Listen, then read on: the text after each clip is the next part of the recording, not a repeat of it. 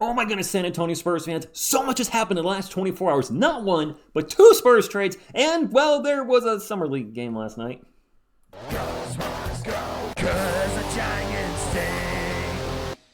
What is up, San Antonio Spurs fans? Welcome to TSR Sports. We have so much to cover. So much has happened in the last 24 hours. We're just going to go in chronological order, starting off with this. The San Antonio Spurs have traded guard Devontae Graham and a second-round pick to the Charlotte Hornets. We knew he wasn't going to be on the roster after July 8th, and he's not. And the Hornets then immediately waived Graham, who's 29, to allow him to become a free agent. The second-round pick in the deal is a 2025 New Orleans Pelicans pick that the Spurs own. We have 1 million second-round picks over the next 5 years, so fine, whatever. Charlotte also sent back our favorite on this channel, cash considerations in the deal. The Spurs will be approximately $26 million below the salary cap before the execution of the Chris Paul contract signing. Timeout. So CP3 signing for $11 million. The Harrison Barnes trade that we're going to talk about next, he is owed $18 million. So our cap space is now gone. And from what I'm reading, the Spurs may end up losing a combination of one or more of Julian Champagnie, Sandro Mamukelashvili, or Charles Bassey to get under that cap. Bassey certainly makes sense with his injury history. I haven't been the biggest fan of Julian Champagnie on this channel, but he's a young player on a friendly contract. I don't want to see him or Mamu go, so hopefully they're here to stay. As far as Devontae Graham's concerned, barely played, 23 games, played at the end of last season, had the big, huge game winner against the Denver Nuggets. Seemed to be a professional on the sidelines, wasn't complaining about not playing, so good luck to Devontae Graham. Once a Spur, always a Spur. But the other big news that was breaking while we were live for the Summer League game last night, the Sacramento Kings are acquiring free agent guard DeMar DeRozan in a 3-year, $74 million sign-and-trade deal. The Kings are trading forward Harrison Barnes, that's like saying his name like that, in an unprotected 2031 pick swap to the San Antonio Spurs, and guard Chris Duarte, 2 second-round draft picks, and cash to the Chicago Bulls. Words, English just failed me today.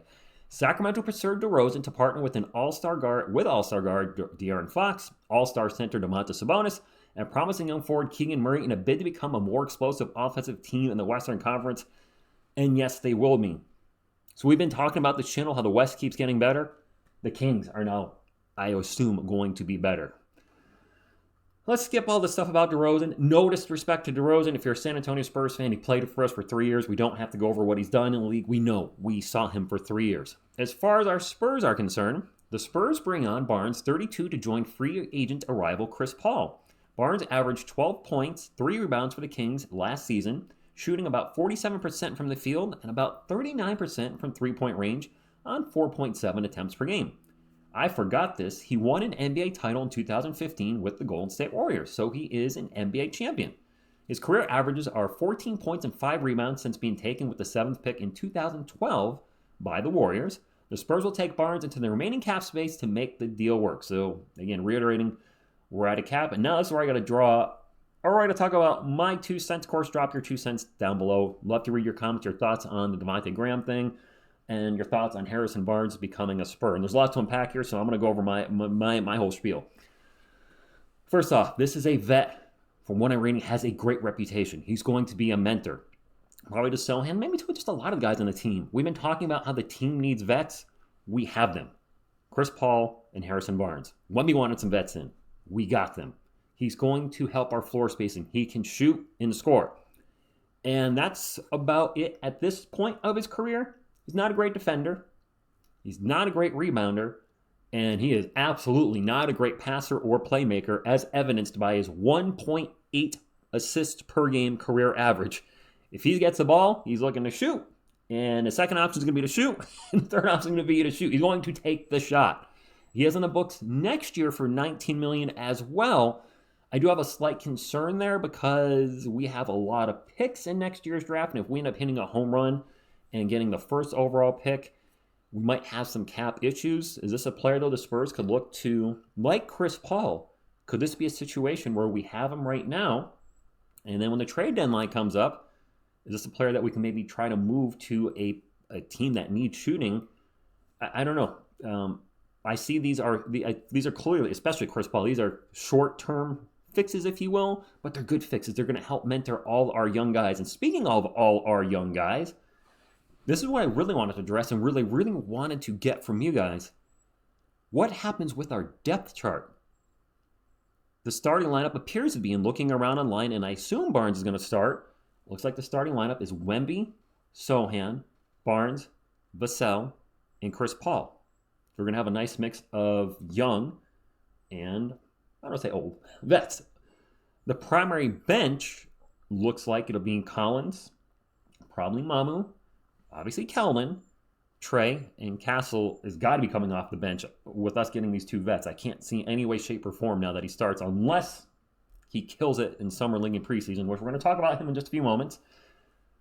But with that being the depth chart, what happens to the young guys we're developing? Sidy Cissoko, is he going to see any minutes now? Or is he just going to ride the pine? Julian Champagnie, I didn't like him in the starting lineup. I certainly think he can be an asset off the bench. And then our picks from a couple years ago, Malachi Branham and Blake Wesley. Are we done developing them? Are they going to get any time whatsoever? Charles Bassey's also on my list, but he might not even be on the roster by season start. So I think that's my biggest issue with these moves is we needed shooting so bad, Spurs fans. We know. We needed shooting. We got it. But what happens with the development of our young guys? Or is it just on pause for a year? Is this going to be a, hey, you've been struggling, you're going to get less minutes? Is there a chance that Malachi Branham and Blake Wesley could go to the G League? Champagnie too? Sissoko too? I'm very curious to see what the Spurs rotation is going to be now that we've added Chris Paul and Harrison Barnes. And as far as the Summer League, we have to talk about the Summer League because the debut was last night, or the first game for the Spurs, and we had a lot of debuts. And so we're starting off with a way too early impressions in regards to the Summer League. But I want to talk about it because it happened. Yes, we got blown out. The defense sucked, but there were some takeaways. And my takeaways I want to start with is Stephon Castle looked really good at times. His shots from beyond the arc, a couple of them looked not worried about his mechanics. Let me just say that. If somebody can't shoot and you need to fix their shooting and you have to fix their mechanics, that could take years. And the mechanics look good. He was 2 of 4 from beyond the arc, fired away with confidence, and one of them was probably, 6 feet behind the line. So that's a good thing. Played solid defense. Sure, there were some mistakes here and there as expected. He's a rookie. And he missed a lot of shots in the paint, which is kind of odd. I don't know if he's been practicing with Jeremy Sohan, but he had Jeremy Sohanitis. If you remember Jeremy, he was fine at finishing at the rim with dunks last year, but everything else in the paint seemed to just get on the rim and then roll off. Stephon Castle had that last night. Just for whatever reason, whatever he was throwing up around the rim in the paint mostly was not going in. His assist numbers don't look good on paper. That's not his fault. He made some darn good passes last night. Problem is, none of our guys could hit a shot. I think we shot as a team under 25% from the field. It was abysmal. It was close to 25. Whatever it was bad. But I like what I'm seeing. I saw a few Spurs fans say that he looked slow out there. Didn't seem slow to me. He got where he wanted to on the floor, and that's an important thing. He used his abilities, used his strength to get to the points he needed to. Luka Doncic isn't a fast player by any stretch of the imagination. But when I watch him play, he always goes where he wants to. Doesn't matter. He just finds his spot, whatever. So I like what I saw from Castle. I want to see more, of course. The Spurs are playing somebody tonight. I'm playing the Kings tonight. It's a 10 o'clock game, Eastern time, late. We'll be live. As far as other players, Sidy Cissoko, please take this with a grain of salt, Spurs fans. He didn't look good, but he also does not look healthy. He had a scope on his knee recently. I don't think he's 100%. He does not look like the player that we saw finish the season last year. I don't even know if maybe he shouldn't even be out there if he's not 100%, but he clearly looked off. He also lost a lot of weight, so that might be affecting his game right now. Harrison Ingram, he rebounded well, was sloppy at times. Maybe there's just nerves. Not a great debut, but also just a debut, so let's temper expectations. And disappointing news for myself and some of you, Riley Minix went out with an injury only a minute and 19, I think, to the game. Playtime for him, a minute 19. An early report I saw said possible dislocated shoulder. I hope that's not the case because a dislocated shoulder, obviously it hurts to get it popped back in, but if he needs surgery, that could keep him out for an extended period. He would miss all of Summer League. That would be it. So best of luck to him. I hope he's okay. I hope that's not the case, but that I was looking forward to seeing him play, and he was in, and then he was out, and I didn't even see what happened to him.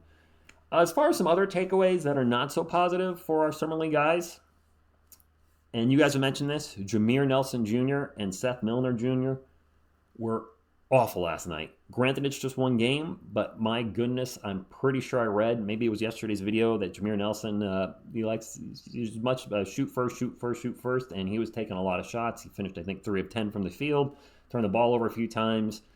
It did not look good. And as far as Coach Kenny Trevino's concerned, he let Castle play. Gave him some minutes. I believe this was his first time ever coaching, so got to temper his expectations. I ain't got to temper everything.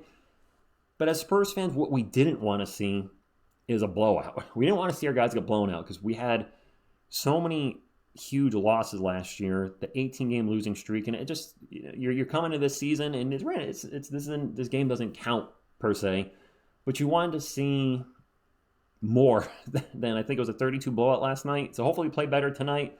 We'll be live for every game. For those of you that don't know, the games are on NBA TV and ESPN2, or all games I believe are being televised on ESPN+. So that's all I got. Hope to see you in the chat tonight. Drop a comment down below on anything we talked about, Devontae Graham, Harrison Barnes, or the Summer League game last night, your first takeaways, your way too early impression as well. Are there anybody on the roster like, you know what, he showed me something last night, I want to see him again? Or is there a player on the Summer League roster you've seen only one game and you're like, that's enough. I don't want to see this dude playing anymore ever again. Let me know. Hit the thumbs up, support the channel, and subscribe to become part of our awesome Spurs community. I thank you, and as always, go Spurs go.